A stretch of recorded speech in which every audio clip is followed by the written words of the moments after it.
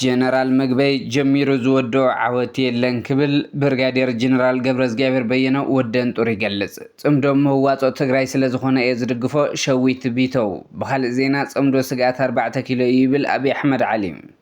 ፕሬዚደንት ፈረንሳይ ኢማኑኤል ማክሮን ፈረንሳይ ኣብ ልዕሊ ኢራን ዝወሰድ ወታደራዊ ስጉምቲ ምጥሓስ ኣህጉራዊ ሕጊ ብምባል ከም እትነጽጎ ገሊጾም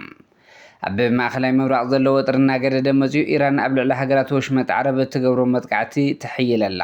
ሰላም ኣብ ኩሉ ኩርናዓት ዓለም እትርከቡ ተኸታተልቲ መደብና ዜናታት ዝዕለት በርስተ ዜና ፈሊምና ናብ ዝርዝሮም ክነስግረኩም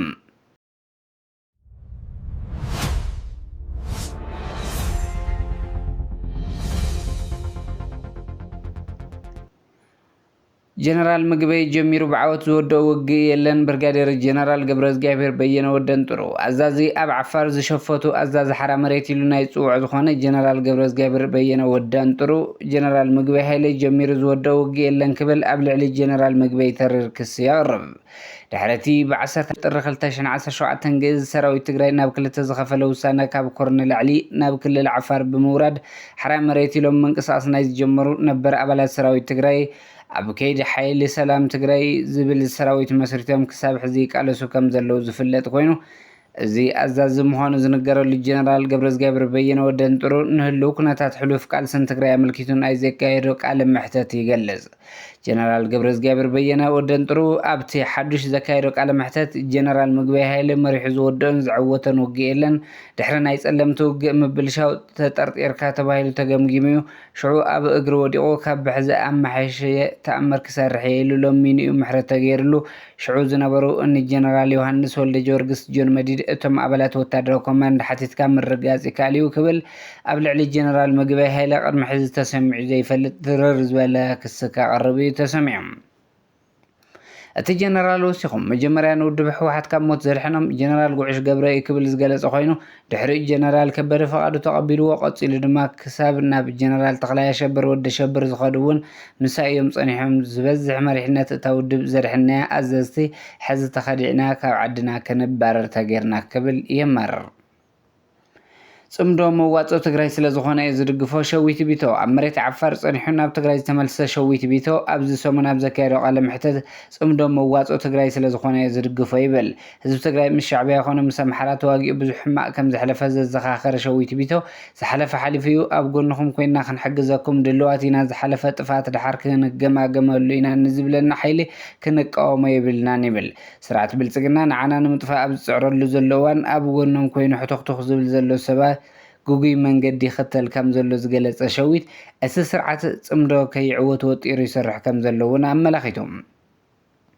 ሰበስልጣን ፌደራል ጽምዶ ከይድልል ዝጸለሉ ምኽንያት ኣመልኪቱ ኣሎ ተጋሩ ሓጋዝ ከንስእን እሞ ብቐሊሉ ክኸጥፉና ስለ ዝደልዮም ንዓናን ተጥፊኦም ድማ ንኤርትራውያን ይኹኑ ኣምሓራ ከጥፍኡ ቀሊል እዩ ወሲኹ ድማ መንግስቲ ኢትዮጵያን ወደብ ዓሰብ እንተተቆጻጺሩ ንትግራይ ኢትዮጵያ ይረብሕ ኢሉ ዝሓስብ ብዙሕ ትግራዋይ ከም ዘሎ ገሊጹ ይኹን እምበር ዓሰብ ናይ ምርካብ ሕጋዊ መሰል ከም ዘየለውን ኣብሪሁ እቲ መንግስቲ ፌደራል ዓሰብ ንምሓዝ ዝገብሮ ዘሎ ጻዕሪ ኢትዮጵያ ንምጥቃም ዘይኮነ ዓባይ ኦሮምያ ንምህናፅ ዝዓለመ ምዃኑ ዝገለጸ ሸዊት ነዝን ምዕዋት ኣብቶም ስጋት ክኾነን እዮም ዝበሎም ክልላት ዝነበሩ ኣባላት ፍሉይ ሓይሊ ብምፍራስ ናይ ኦሮምያ ፍሉይ ሓይሊ ይሃንጽ ከም ዘለውን ይገልጽ እዚ ድማ ኩሻዊ ዓልየት ንምሕያል ዝገብሮ ዘሎ ሃቐነ ምዃኑ ምግንዛብ ከም ዘድሊ ኣስሚሮሉ ኣሎ ስለዚ ኤርትራ ከም ሃገር ተቐጽለሉ ትግራይ እውን ሃገር ትኾነሉ ኩነታት ክፍጠር ከም ዘሎ ተጨፍሊእካ ምንባር ከብቅዕን ጸዊዑ ኣሎ ነዚ ጸልእ ትግራዋይ ወይ ኤርትራዊ እንተሃልዩ ግን ጸገም ዘለዎ እዩ ብምባል ንጽምዶ ዘለዎ ደገፍ ገሊጹ ኣሎ ብኻልእ ዜና ጽምዶ ስጋት 4 ኪሎ ይብል አብይ አሕመድ ዓሊ ሓይልታት ሰሜን ክንብትኖም ኢና አብይ አሕመድ ናይ ሰሜን ሕብረት ከይበተና ኩናት ባዕልና ኣይንጅምርን ክብል እውን ይገልጽ እዚ ዝበለ ምስ ላዕለዎት መከላኸሊ ሓይሊ ኢትዮጵያ ኣብ ዝገበሮ ኣኼባ እዩ ኣብ ማእኸላይ ምብራቕ ዘለዎ ጥሬና ገደደ መጽዩ ኢራን ኣብ ልዕሊ ሃገራት ወሽመጥ ዓረብ እትገብሮ መጥቃዕቲ ሓይል ኣላ እዚ ድማ ኣብ ደቡባዊ ፓሪስ ዝርከብ ናይ ጋዛ መሳለጥያ መጥቃዕቲ ድሕሪ ምፍጻሙ ሕነ ክትፈዲ ድሕሪ ምግላጻን እዩ ምስ ኣሜሪካ ዝተኣሳሰሩ መጻረይ ነዳድን ጋዝን ዕላማ ክትገብር ድሕሪ መጠንቀቓ ካብ ረቡዕ ምሸት ጀሚሮ ኣብ ወሽመጥ ዓረብ መጥቃዕትታት ሓይላ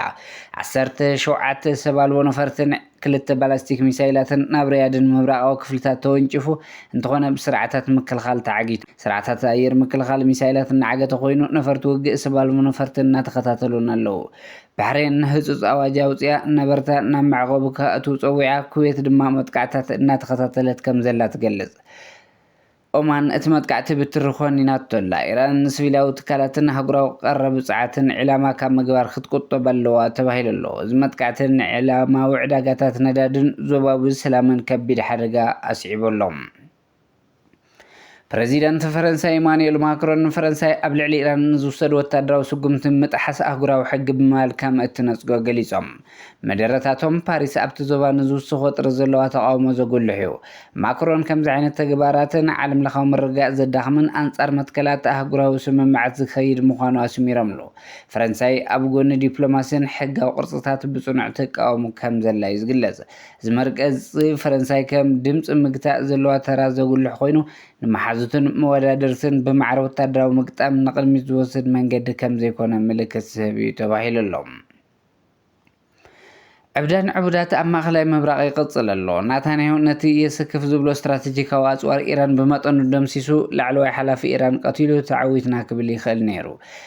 ፕሬዚዳንት ኣሜሪካ ዶናልድ ትራምፕ ድሕርቲ ናይ 2-3 መዓልቲ መጥቃዕትታት ውፅኢትን ኣሜሪካ ዓርሞሸሽያ ዝብል ሒዞም ክወፁ ምኻሉ ነይሮም ክልቲኦም ሰሲዖም ተጋግዮም ጌጎም ድማ ብንፅል ይኹን ብሓባር ዓወት እንታይ እዩ ስለ ዘይሓሰብሉ እዩ እቲ ዛዕበየ ጌጋ ንመራሒ ሃይማኖት ኣያቶላህ ኮሚኒ መቕታሎም እዮም መራሒ ክሳብ ክንደይ ህዝቢ ኢራን ከም ዘይፈልጥዎ እዮም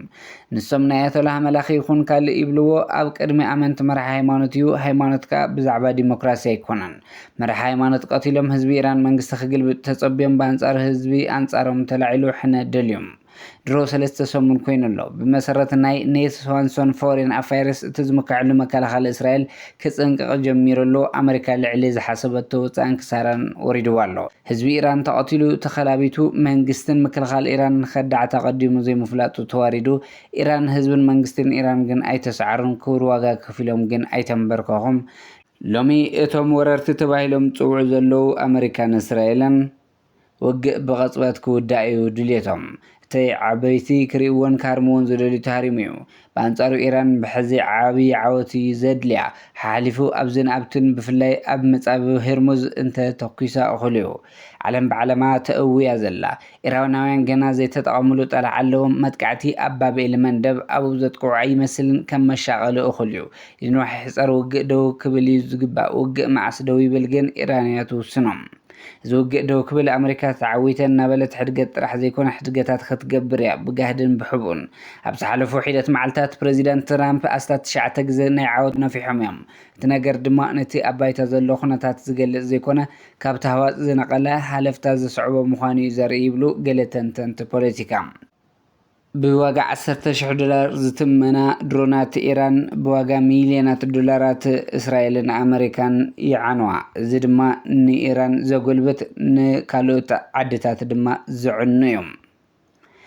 ዝነበረ ፋሪሳዊ ናይ ጥምጥም አንበሳ ኣብ መንፈሶም ከም ዝተበራበረ ንኢራናውያን ይነገር ትራምፕ እቲ ነገር ሕዚ ይስቆሮ ስለ ዘሎ ዳግም ሃገር ከም ዘይተኸውን ጌርና ክንዕንዋ ኢና ክብል ናብ ኒውክለራዊ ምርጫ የዘንብል ምህላው ገለ ተንተንቲ ፖለቲካ ይብርሁ